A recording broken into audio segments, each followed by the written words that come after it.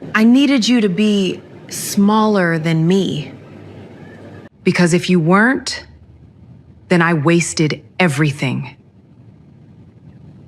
Marcus doesn't flinch. He doesn't look away.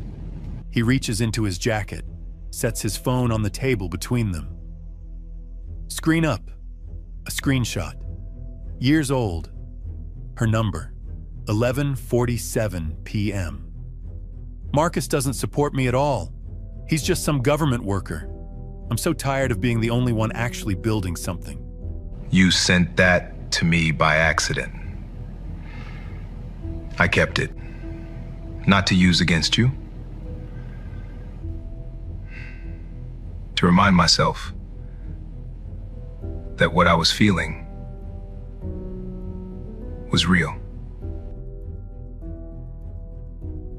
Nia's breath catches.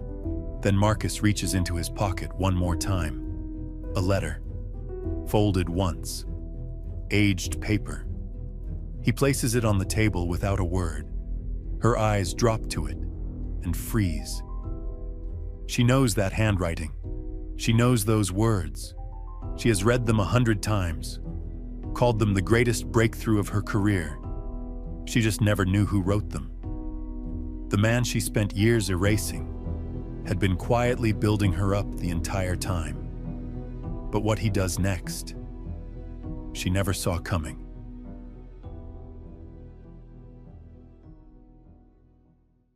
Marcus Ellison was 44 years old, and he had spent the better part of 2 decades believing one quiet truth, that the work matters more than the applause. He was not the kind of man who needed a room to know his name. He was the kind of man who shaped the room, quietly, carefully, without anyone realizing it until long after he had already gone home and made himself a cup of tea. And then one evening, in a historic Georgetown townhouse on P Street, NW, the woman he had once loved opened her mouth in front of a room full of Washington's most accomplished black professionals and introduced him as if he were the front desk clerk. What she didn't know was that the man sitting 2 seats to her left had already looked him up. What she didn't know was that Marcus had been silent long enough. And what she absolutely did not know, not yet, was that the letter she had always credited for the biggest career breakthrough of her life had been written by the very man she was about to humiliate. It was a late autumn evening in Georgetown, and the kind of night that Washington does quietly well. Cool air drifting off the Potomac, maple leaves pressing flat against the wet sidewalks of P Street, NW, the faint sound of jazz leaking through the iron-railed windows of Vivian Hale's home. Vivian's house was one of those places that carried history in its bones. Built in 1909, it had hosted civil rights lawyers, federal judges, and 3 generations of black excellence that the history books only partially recorded. The floors creaked in 2 places near the parlor, and Vivian had always refused to fix them, saying that a house should remember who walked through it. Tonight, the dining room glowed with warm amber light. A long table stretched beneath a chandelier, set with crystal glasses and white linen, and a centerpiece of late-season dahlias in deep burgundy and gold. 14 people sat around it, lobbyists, developers, attorneys, a city councilwoman, and the kind of well-dressed, well-connected professionals who knew how to make power look effortless. Marcus had almost not come. He had been standing in the hallway of his condo on Kalorama Road, jacket half on, when his phone buzzed with a text from his younger sister, Lena. "If you go, stay until the end. Don't leave early like you always do. Tonight, someone needs to hear the truth." He looked at the text for a long moment. Then he buttoned his jacket, put the phone in his pocket, and went. Now he sat near the middle of the table, quiet as he always was in rooms like this, one hand resting beside his water glass, listening to the conversation move around him the way a river moves around stone, without noticing the stone.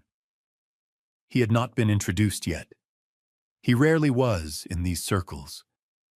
Not because people didn't know who he was, but because Naya had always introduced him first. Nia Fontaine Pierce sat across the table, radiant in a deep green dress that caught the light every time she moved. She was 38 years old, and she looked like exactly what she worked very hard to look like. The most successful woman in any room she entered. Her new husband, Damon Pierce, sat beside her. Calm, composed, in a charcoal suit. The kind of man who wore confidence without performing it. The conversation turned, as it always did in rooms like this, to projects and positions, and who was doing what, at which institution. The councilwoman mentioned a zoning dispute in Shaw. A developer near the far end of the table talked about federal funding timelines. Nia smiled her practiced smile and tilted her wine glass just slightly, a habit she had when she was about to say something she wanted people to remember. "Marcus," she said, her voice carrying the easy warmth of someone making a generous introduction, "is still doing government work. Very stable, admin mostly." She smiled at Damon. A round of soft, social laughter moved through the room. Not cruel, just the kind of laughter that fills space when no one thinks to question the frame. Marcus set down his knife and fork, not quickly, not dramatically. He simply set them down, the way a man sets down something he no longer needs. He looked directly at Damon Pierce, not at Naya, not at the table, but at Damon, and said, in a voice as calm and unhurried as a Sunday morning, "Federal Judiciary, United States District Court for the District of Columbia." The room went quiet, not politely quiet, the sudden, swallowing, suffocating quiet of a room in which everyone has understood something important at the exact same moment. The only sound was ice, tapping softly against the inside of a glass somewhere down the table. Damon Pierce's hand tightened around his wine glass so slowly that only someone watching closely would have seen it. His knuckles went pale. The smile on his face did not disappear all at once. It froze, and then it was gone, replaced by an expression that lived somewhere between recognition and recalculation. And Vivian Hale, at the far end of the table, glanced at Marcus with the quiet eyes of a woman who already knew. She leaned slightly toward the person beside her and whispered, barely above a breath, "I told you. Never underestimate that man." Marcus said nothing else. He picked up his water glass and took one slow, quiet sip, his eyes steady, his expression unchanged. But in the silence behind his ribs, his mother's voice was speaking, the voice she had pressed into him across 44 years of Sunday kitchens and long Brooklyn evenings. Do not let privacy turn into self-erasure. He hadn't listened soon enough, but he was listening now. What Naya did has a name: social diminishment, reducing someone's status not through lies, but through carefully chosen incomplete truths. The tone stays warm. The delivery stays smooth.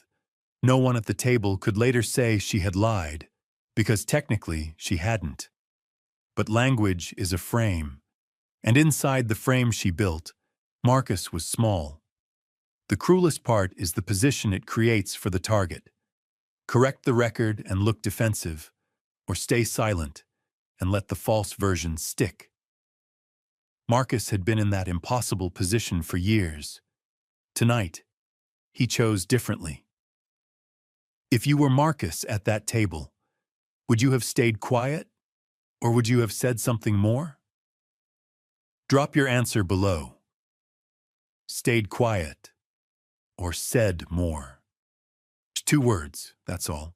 To understand what happened at Vivian Hale's dinner table, an outside observer would need to go back. Way back, past the divorce papers and the green dress and the new husband. all the way to a Sunday kitchen in Brooklyn, where a woman named Evelyn Ellison was stirring a pot on the stove and already knew things her son was not yet willing to say out loud. That is where this story really begins. 9 years earlier, the 5th year of the marriage. Brooklyn, Washington, D.C. Brooklyn, in the northeast corner of the city, is the kind of neighborhood that never quite made the glossy magazine spreads. Too quiet, too rooted, too much itself to fit into someone else's brand. The houses there have porches with real chairs on them, not the decorative kind.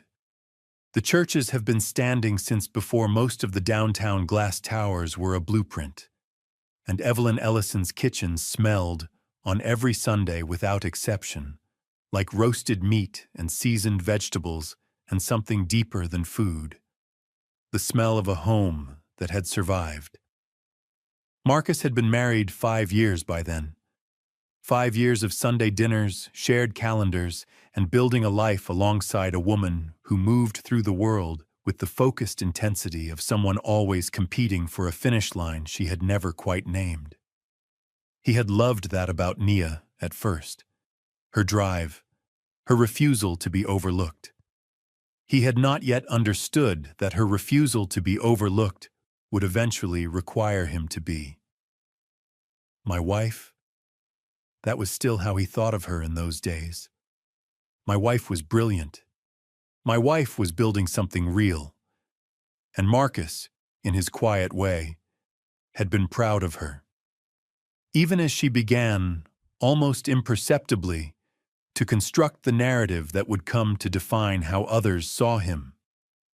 Nia sat across from Evelyn at the kitchen table, slowly turning a glass of water in both hands, the way a person does when composing a question they want to sound casual. "Mom," Nia said. She had been calling Evelyn Mom for 2 years by then. "Is Marcus ever planning to apply for a higher position? Or is he just going to keep doing admin work forever?" The word forever landed soft but deliberate, the way a stone lands when someone drops it from a height and pretends it slipped. Evelyn did not turn from the stove. She kept stirring, one slow, even rotation, and then another. "My son knows what he's doing," she said. Just that. No elaboration, no defense. Nia smiled the way people smile when they feel they have not been answered. Then she excused herself to find Marcus in the backyard. The moment the screen door closed, Evelyn set down her wooden spoon. She walked to the cabinet above the refrigerator, the high one that required the step stool, the one nobody else ever reached into, and brought down an old yellow envelope, soft with age, its edges feathered from years of careful keeping. When Marcus came back inside, she pressed it into his hands without ceremony. Inside was a copy of the first judicial opinion Marcus had ever written, from his years as a federal prosecutor, a landmark brief that had foreshadowed the kind of judge he would one day become. 7 pages, hand-annotated in Evelyn's precise schoolteacher script, with a date in the corner that told him she had been holding it since the week it was filed. "Keep this," she said. "One day, you'll need to remind yourself what you were capable of." Marcus looked at her for a moment. Then he folded the envelope and put it in his inside jacket pocket, close to his chest, where he kept things that mattered. His mother went back to stirring. Evelyn Ellison did not need her son to tell her things. She read the federal court announcements the same way she read the church bulletin, carefully and without telling anyone what she had found. 2 years after that Sunday dinner, Marcus received his federal appointment to the U.S. District Court for the District of Columbia. By then, Nia had already begun building a new identity in professional circles where his title would have complicated her story. She had worked hard, very hard, to position herself as the most accomplished person in every room she entered. And a former husband who was a sitting federal judge did not fit that positioning. So she simplified it. Government work, she told people. Very stable. She said it casually at first, then more confidently, then so routinely that the correction stopped feeling necessary. It became, in her telling, a kind of truth, the kind that functions exactly like the real thing as long as no one checks. Marcus knew she was doing it. He had heard, through mutual acquaintances, how she described him at events they both attended in separate circles. He had said nothing. He had told himself it was dignity. He had told himself it was privacy. He had not yet found the word his mother would have used: permission. Psychological lens, identity erosion by framing what Nia was doing, and had been doing for years, is called identity erosion by framing, not a single blow, but a slow accumulation. A casual comment here, a redirect there, a consistent pattern of describing her partner in terms that position him as less. None of it was technically a lie. Stable. Government work. Both true, in the narrowest sense. But language builds rooms, and the room Nia had been building for Marcus, brick by careful brick, was very small. He had been handing her those bricks, out of love, out of restraint, out of the quiet belief that dignity required no defense, without realizing what she was building. 2 weeks before the party, the National Museum of African American History and Culture, Constitution Avenue, NW. The museum after hours holds a particular quality of light, warm and deliberate, falling over artifacts and photographs and the layered evidence of a people who kept going when there was no logical reason to. Marcus was there for a fundraising event, moving through the crowd the way he always moved, steadily, without urgency, listening more than he talked. He had almost made it to the coat check when Lena found him. His younger sister had their mother's eyes and none of their mother's patience for indirection. She was a surgeon at Howard University Hospital, a woman who had spent her professional life making fast decisions in situations where hesitation cost someone everything. She applied the same philosophy to her older brother. She pulled him by the elbow into the side hallway near the Slavery and Freedom Gallery, where the crowd thinned enough for plain talk. Nia has been asking Vivian about the cases you've handled, Lena said. No preamble. She's been doing it for weeks. I don't know what she's trying to protect, but you need to be careful. Marcus nodded. Lena tightened her grip on his arm. This time, you cannot stay silent. You have hidden yourself for too long, and the only person your silence has ever protected is her. A pause. Not you. Her. He looked at his sister, at the steady, unsentimental love in her face, and did not argue, which was its own kind of answer. Marcus's silence had started from a genuinely good place: privacy, humility, belief in the work over the credit. But there is a critical difference between choosing privacy and accepting erasure. Privacy is a decision. Erasure is a surrender. For years, Marcus had crossed that line without recognizing it. He was strong enough to carry the diminishment, so he did, until carrying it quietly became the same thing as giving Nia permission to keep writing his story.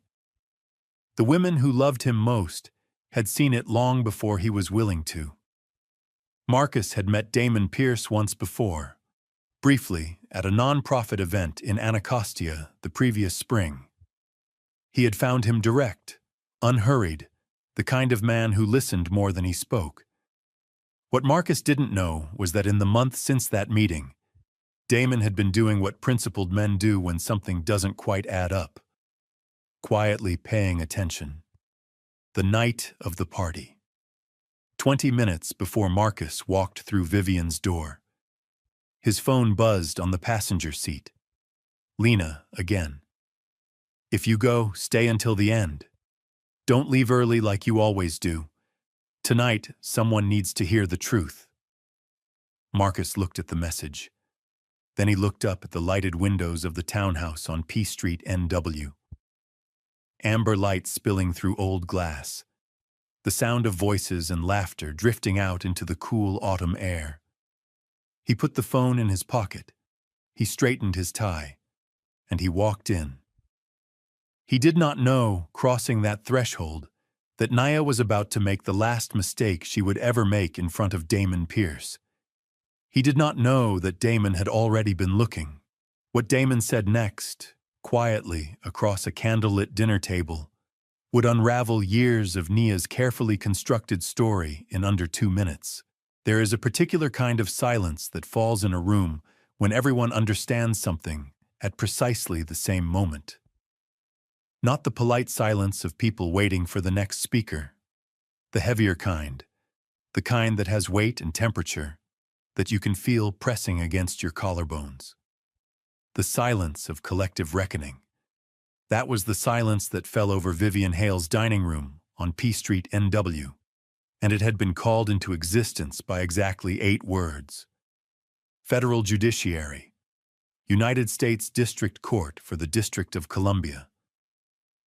The conversation had been flowing easily when the councilwoman turned, pleasantly and without any particular intention, to the quiet man across the table and asked what he did for work. What happened next took less than 5 seconds. But those 5 seconds changed everything. Nia leaned forward slightly, her voice warm, her smile generous in the practiced way of someone who has performed generosity so many times she no longer notices the difference between the real kind and the performed kind. Marcus is still doing government work. Very stable. Admin, mostly. She said it the way you say something when you want the table to understand it isn't very important. A soft landing for an unremarkable subject. She took a small sip of wine. Marcus set down his knife and fork, not with frustration, not with theater. He simply set them down, carefully, quietly, and looked directly at Damon Pierce. Not at Nia. At Damon, because Damon was the one person at this table whose opinion he suspected might actually be worth something. Not federal judiciary, Marcus said. United States District Court for the District of Columbia. 8 words, and silence.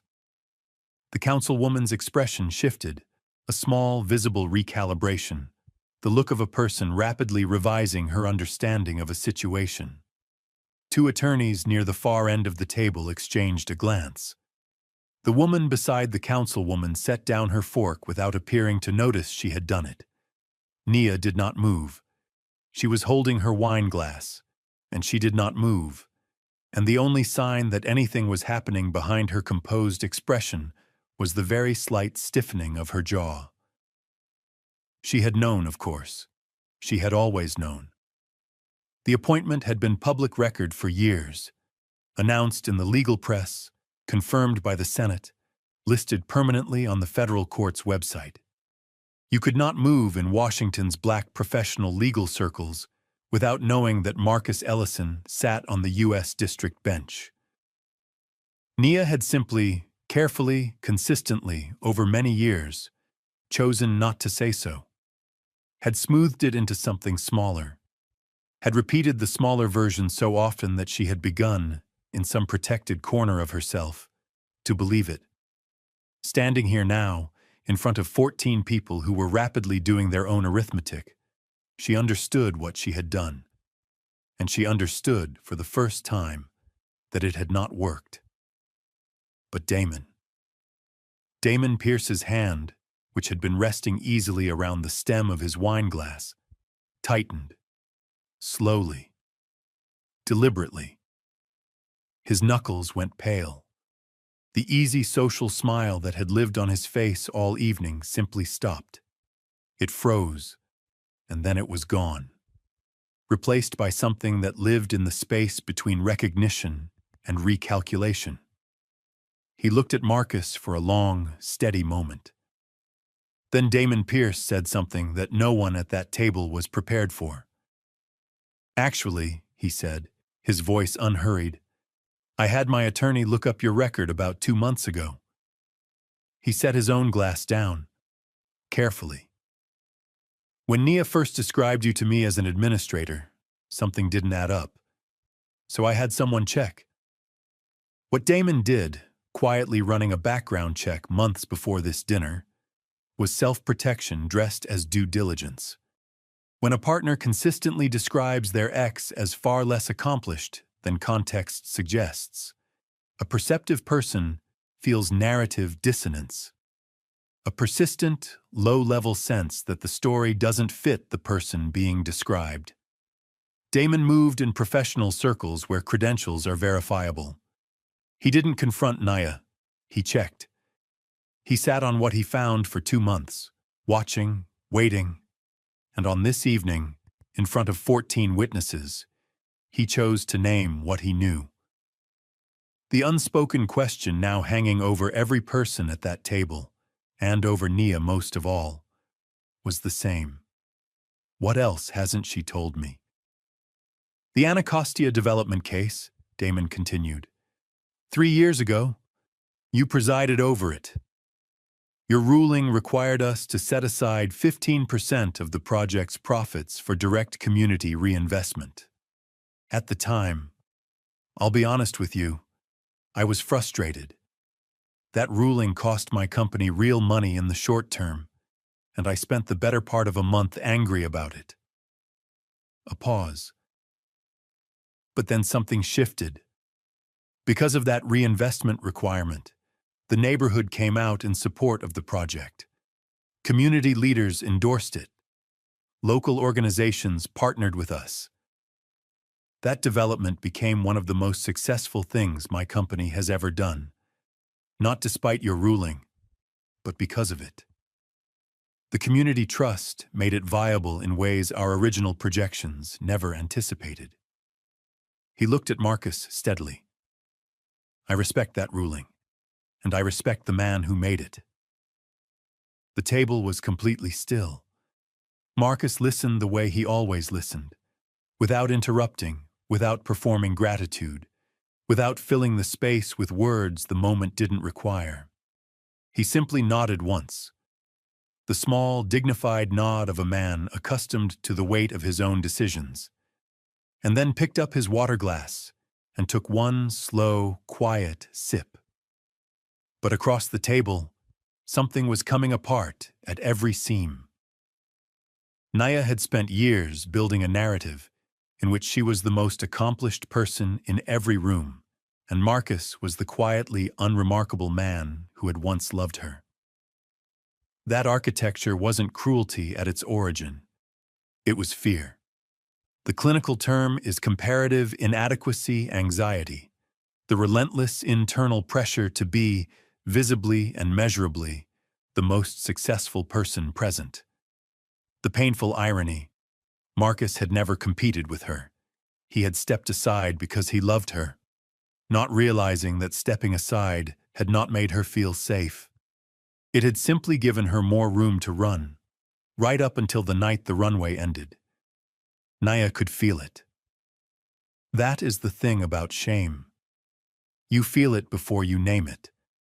It moves through you like something cold, like the air that comes in when a door opens in winter.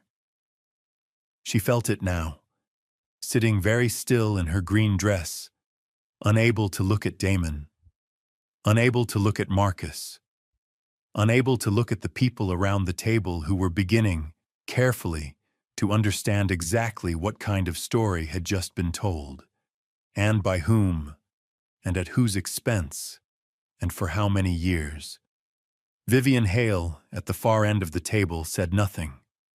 She simply looked at Marcus with the quiet expression of a woman who had been waiting a long time for a truth to finally speak for itself.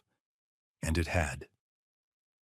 But the evening was not over, and what Nia chose to do, in the 11 days that followed, would prove that some people, even when fully exposed, still reach for the match. There is a particular kind of person who, when caught inside a lie, does not abandon it. She simply moves it to a new address, repaints the walls, rearranges the furniture, and then invites you in and insists she has never lived anywhere else. Nia Fontaine Pierce had been living inside her particular story for so long that she had stopped questioning whether it was true. She had told the version of Marcus, the stable, unremarkable, administrative Marcus, so many times and in so many rooms that the story had calcified into something that felt, to her, like fact. And then Damon's voice, calm and clear and impossible to argue with, had cracked that foundation at Vivian Hale's dinner table. What she chose to do next would reveal the one thing she had never been willing to see about herself. Nia's behavior over the years wasn't born from malice. It was born from fear. Psychologists call the pattern compensatory self-enhancement, inflating your own perceived status by quietly deflating the status of the person closest to you, most common in people whose sense of worth has always felt conditional on being the most impressive person present. The tragedy: you cannot truly love someone you need to be lesser than you.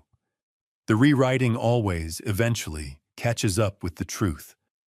11 days after the party, a cafe on Connecticut Avenue NW, 1 block north of DuPont Circle.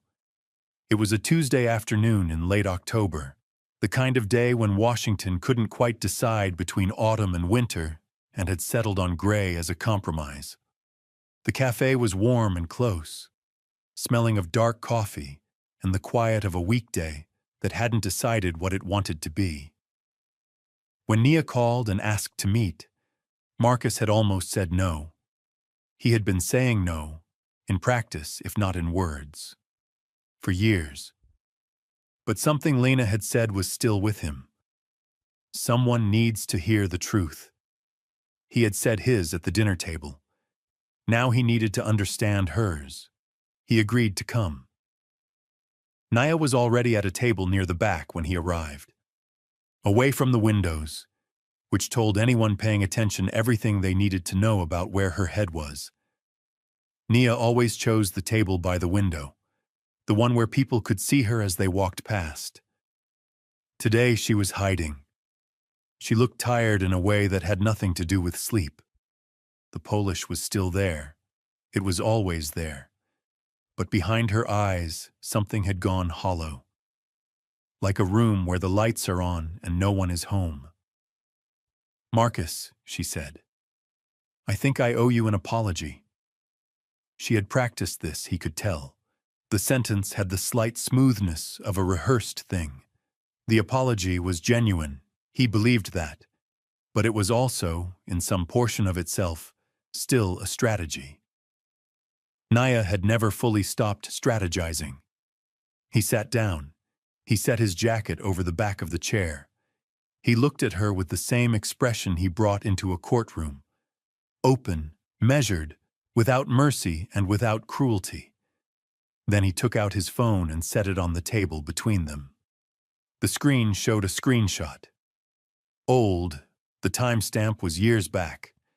The interface design the format of an earlier operating system. A text message, sent from Nia's number at 11:47 p.m. on a Wednesday night in the 5th year of their marriage. "Marcus doesn't support me at all. All he does is work some government job. I'm so tired of being the only one who is actually building something." Nia's breath caught. Barely, but he heard it. "You sent that to me by accident," Marcus said quietly. "You were trying to send it to someone else, and it came to me instead. I took a screenshot. Not because I was planning to use it, but because I needed to know, in the moments when I doubted my own perception, that what I was feeling was real." He had been alone in his apartment on Kalorama Road when that message first came through. He had read it twice. Set the phone face down on the kitchen counter. Then he had made himself a cup of coffee and sat with it. The specific, quiet grief of being unseen by the person who was supposed to see you most, until the coffee went cold. And then he had opened his laptop and started writing. 6 months after you sent that message, Marcus continued, your career changed. The Morrison Group contract, the one you have described as the breakthrough of your professional life. She looked up slowly. An anonymous recommendation was submitted on your behalf through the Howard University Law Alumni Network. It described your strategic thinking, your community relationships, your ability to build consensus across opposing stakeholder groups. The Morrison Group later said it was the deciding factor. He folded his hands on the table. I wrote that letter. He paused, then added the one clarification that mattered. This was before my appointment to the bench, back when I was still a federal prosecutor, when writing on someone's behalf cost me nothing professionally, except the restraint it took not to sign my name. Writing that letter was not martyrdom. Psychologists call it unconditional contribution, investing in someone's growth, not because of what they deserve, not because of what they offer back, but because you have clearly assessed their genuine capability and decided it should not go to waste. Marcus believed Nia was gifted, so he opened the door. She walked through it for years without ever knowing whose hand had turned the knob. Nia's eyes filled. Not the composed, managed tears she sometimes produced in high-stakes conversations. These were different, slower, heavier. The kind that come when a person is forced to see a version of themselves they have worked very hard not to look at directly. I needed to believe you were smaller than me, she said. Her voice was unsteady in a way Marcus had rarely heard, even in the worst years of their time together. Because if you weren't, if you were exactly who you've always been, then I would have to admit that I walked away from a good man for the wrong reasons. That I spent years making you seem less so I could feel like more. She pressed her fingers briefly to her eyes, and I don't know how to live with that. He looked at her for a long, quiet moment, not with anger, not with satisfaction, with the calm of a man who has finally heard the one true sentence that explains everything. Then he stood. He reached into his jacket pocket and placed a small envelope on the table, a copy of the anonymous recommendation letter, folded once. She would recognize the language the moment she opened it. She would know from the first sentence that it was him. He put on his jacket and walked toward the door. He did not look back. Behind him, he heard her begin to cry in earnest. He kept walking. He turned his collar up against the October wind and moved north along Connecticut Avenue, the plane trees dropping their last leaves in slow, unhurried spirals onto the damp sidewalk. His phone rang. Nia. He looked at the screen and let it ring. A few minutes later, in the quiet of the cafe, Nia wiped her eyes and called Damon instead. Can you do something about Marcus? Her voice was raw. He's making me look bad in professional circles, in front of people who matter. There has to be a way to... Damon was quiet for a moment. No, he said. I'm not going to do that. A pause. And if you keep trying to damage him, Damon said, his voice very steady, I won't be standing beside you anymore. The line went dead. Nia sat alone at the back table of the cafe, the small envelope between her palms, the recommendation letter still unread, and understood for the first time that she had not lost Marcus at the dinner party. She had been losing him for years, and she had done every bit of it herself. The call Damon made 3 days later, to Marcus, not to Nia, would carry the one truth that finally allowed Marcus to put down everything he had been carrying. 3 days after the cafe on Connecticut Avenue, Marcus was at his desk at the E. Barrett Prettyman United States Courthouse. Second cup of coffee, a stack of annotated briefs, the early November light coming gray and clean through the tall windows. When his phone buzzed, the name on the screen was Damon Pierce. Marcus looked at it for a moment. Then he answered. "Judge Ellison," Damon said. He used the title deliberately. Marcus noticed. "I'm calling because I believe you deserve directness," Damon continued. "So I'm going to give it to you." "Go ahead," Marcus said. "The first thing is about a project in Shaw, a community restoration development on Belmont Street 3 years ago. It was stalling because we couldn't secure genuine neighborhood support. And without that, the project wasn't going to survive. Then an anonymous source submitted a significant package of community documentation. Signed statements, impact assessments, letters from local organizations. It changed the outcome entirely. The project was approved, and it thrived." A brief pause. "I had my attorney trace that source earlier this year. It came from your office, Judge Ellison." Marcus was quiet. He had filed it away. The way he filed away things he did because they were right. Not because he expected recognition for them.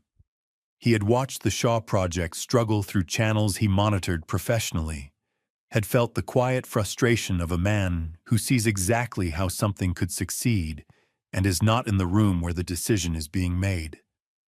So he had compiled the documentation quietly and sent it through an unofficial channel where it could do its work without his name attached. "And I appreciate you telling me," Marcus said. "There is something else." Damon's voice shifted, not harder but more deliberate. The voice of a man who has decided to say the full truth even when part of him would prefer not to. "After the dinner party, Naya called me. She told me you were a threat to her professional reputation in our shared circles, and she asked me to intercede with several of our mutual contacts, to discourage any professional engagement with you going forward. She framed it as protecting her interests." Marcus tightened his grip on the phone. Not from anger. From the slow, settling comprehension of something he had suspected, but had not yet fully named. It had not been enough, apparently, to have quietly diminished him for years inside their marriage. Even after the truth had surfaced in front of 14 people, Nia had tried to extend the damage further, to convert his old silence into new harm. "I refused," Damon said. "I told her I would have no part in it, and I told her that if she continued trying to damage your standing, I would no longer stand beside her." A pause. "I want you to know that, Judge Ellison. Damon's choice has a name: moral witnessing. Acknowledging a wrong done to another person even when staying silent would be far easier and far safer. Most people, when the person closest to them is the one causing the harm, find a way to look slightly away. Damon didn't, and his refusal wasn't about taking sides. It was about refusing to become someone he couldn't respect. He was protecting his own integrity as much as he was protecting Marcus. "Damon," Marcus said quietly, "I appreciate your honesty." "You don't need to say anything else," Damon replied. "I just needed you to know," and a slight pause, the small hesitation of a man choosing his final words carefully. "I respect you. Genuinely. I think you have been more patient than most men would have been." The call ended. Marcus set the phone down and looked out through the tall windows at the gray November sky over Washington. The trees along Constitution Avenue had given up nearly all of their leaves. The city looked clean and a little bare, the way things look when they have shed what they no longer need and have not yet decided what comes next. He sat in that for a while. Not the satisfaction of vindication, though he had been vindicated. Not relief at Nia's consequences, though he felt that too, quietly and without guilt. What he felt, more than anything, was the particular lightness of a man who has been carrying a version of himself that was never true. A small, administrative, unremarkable version, fitted and shaped by someone else's fear, and who has, at last, been allowed to set it down. He had told himself for years that his silence was dignity, that his restraint was grace, that a man of his standing did not need to announce himself in every room. All of that had been true, and also, underneath it, buried beneath the genuine humility and the real privacy, there had been something else, something quieter and more damaging. The slow, accumulated habit of making himself smaller than he was, in rooms where Nia needed to be the largest thing present. Not because she asked him to, because he had loved her, and love in its early form can look a great deal like self-erasure. Lena had seen it first, then Evelyn, then finally Marcus himself. He was still sitting at the same desk, in the same chambers, with the same stack of briefs in front of him. Nothing about the room had changed, but Marcus Ellison, for the first time in years, felt entirely like himself. What happened the morning Marcus finally opened his mother's old yellow envelope one last time is the part of this story his students would carry with them for the rest of their lives. 1 week after Damon's call, on a quiet Friday morning when the courthouse was still and the hallway outside his chambers was empty, Marcus Ellison opened his desk drawer and took out the old yellow envelope. He had moved it many times over the years, from home to office, from one drawer to another, always keeping it close without being quite ready to open it again. There had always been something about it that required a condition he could never fully name, a readiness he had kept circling without arriving at. He was ready now. The envelope was soft, with years of careful handling. He opened it slowly, without rushing, the way his mother had given it to him. Inside was the copy of that first opinion, the brief he had written as a federal prosecutor more than a decade ago, the one that had foreshadowed the kind of judge he would eventually become. 7 pages. Annotated in the margins in Evelyn's precise school-teacher handwriting, the same handwriting that had marked up 40 years of student papers in the D.C. public school system, the handwriting that had spent a lifetime teaching people what to pay attention to. She had bracketed a passage on page 3 and written in the margin, in her small, exact script, "This is the part. This is what it looks like when you know what the law is for." Marcus read the passage. He remembered writing it, 35 years old, working late in a federal building that still felt slightly too large for him, choosing every word with the awareness that it would live somewhere in the permanent record long after he was gone. He had not been thinking about titles that evening, or about how someone at a dinner party might describe him 20 years later. He had been thinking about the people on the other side of the brief, their lives, their futures, the weight of what he was building. He had always known what the work was for. He had simply allowed someone else's voice, repeated often enough, over enough years, in enough rooms, to make him doubt it. He sat with the pages in the pale winter light for a long time. The courthouse hallway beyond his closed door remained quiet. The city moved outside the windows without knowing or caring that anything significant was happening in this particular office, on this particular morning. Then Marcus whispered to the room, "You were right, Mom. I won't let anyone dim my light anymore." He folded the opinion carefully. He returned it to the envelope. Then he placed it in the center of his desk, where he could see it every morning, picked up the day's first brief, and went to work.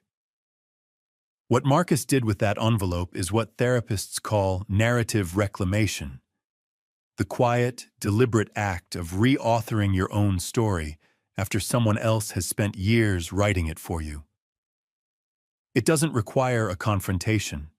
It only requires one private moment of honesty, looking at the truest version of yourself and saying, "This is real. I'm coming back to this." The envelope was not a trophy. It was a mirror his mother had kept safe, knowing he would eventually need it, not to show anyone else, but to find his way back to himself. The following Tuesday, Marcus's mentorship session. E. Barrett Prettyman Courthouse. Every semester, Marcus hosted a small group of young Black attorneys at the courthouse for an informal mentorship series. Conversations, case discussions, the kind of practical guidance that law school teaches around, but rarely teaches directly. He had been doing it for 5 years without fanfare, without professional recognition, without ever making it part of any narrative about himself. He did it because Evelyn Ellison had taught school for 4 decades and had shown him by example what it looked like to invest in the next generation without keeping score. There were 11 students in the room that Tuesday morning. They asked good questions. Marcus answered them in the straightforward, unhurried way he answered everything, without performance, without self-promotion, simply telling the truth about the work as clearly as he could. Near the end of the session, a second-year Howard Law student named Jasmine looked at him directly and asked, "How do you handle it when people underestimate you? When they look at you and decide what you are before you've had a chance to show them?" Marcus was quiet for a moment.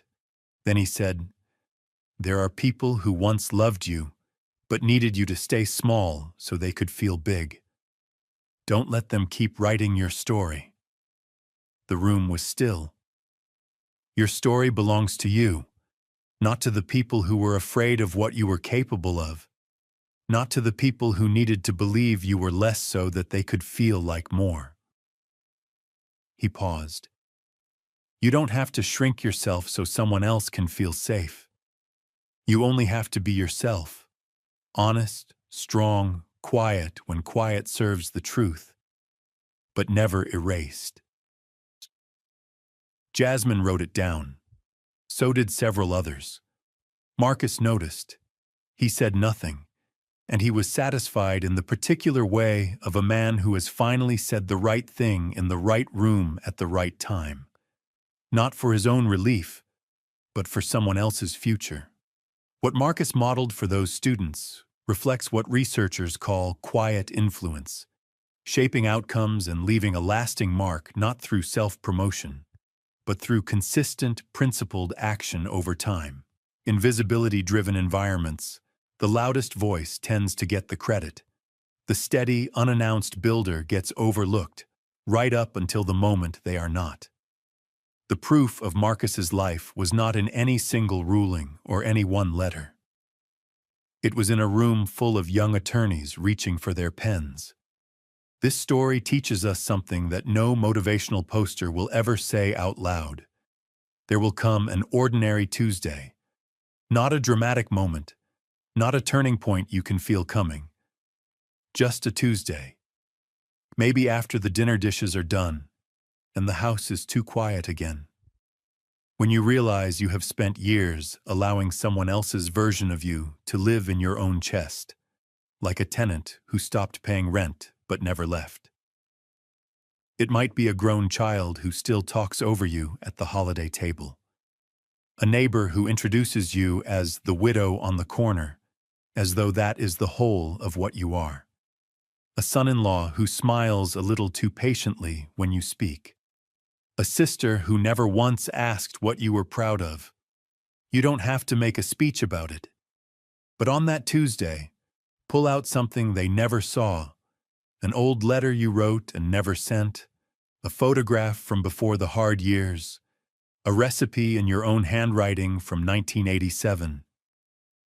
Set it on the kitchen table beside your coffee cup. Look at it in the morning light. Let yourself remember, quietly and without apology, who you were before someone else decided who you were allowed to be.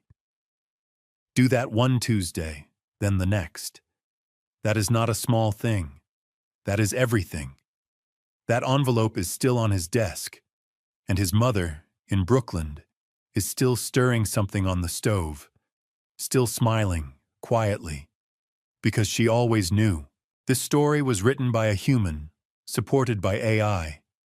It's not grand. It only hopes to gently touch your heart, that even when looked down upon or pushed aside, justice may arrive late but never absent, and kindness will ultimately be rewarded in the most beautiful way. Production team story and screenplay by Quinn Fung, character development and visual conceptualization by Chris Nguyen. Video scripting and scene adaptation by David Nguyen. A passionate team dedicated to bringing this story to life. Production team story and screenplay by Quinn Fung. Character development and visual conceptualization by Chris Nguyen. Video scripting and scene adaptation by David Nguyen. A passionate team dedicated to bringing this story to life.